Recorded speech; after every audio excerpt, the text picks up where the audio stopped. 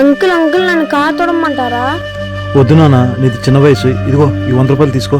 Uncle నాకు డబ్బులే వద్దు అంకుల్, మా అమ్మతో మాట్లాడిపించండి.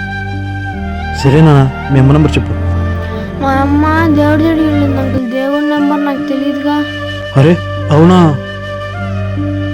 ఒక్క 2 నిమిషం నాన్న, ఇప్పుడే ఫోన్ మాట్లాడుస్తాను.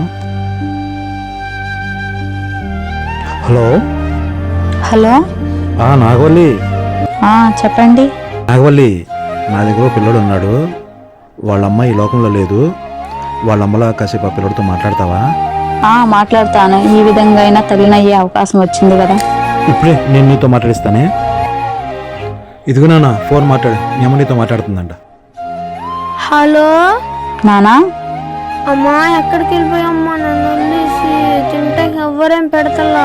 నిన్ను వదిలిపెట్టి నేను ఎక్కడికి వెళ్ళలేదు, నీ చుట్టూనే ఉన్నా. నాకు రాత్రి పూటలు నిద్ర రావట్లేదమ్మా. అమ్మా నువ్వు ఎప్పుడు వస్తావమ్మా? నేను త్వరలోనే కలుస్తున్నాను.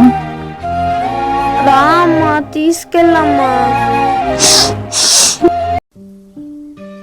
వినండి, ఒకటి అడుగుతాను, ఏమనుకోరు కదా మీరు? చెప్పు. ఈ బాబుని దత్తత తీసుకుందామని అడగాలని ఉందండి. ఏమీ లేదు.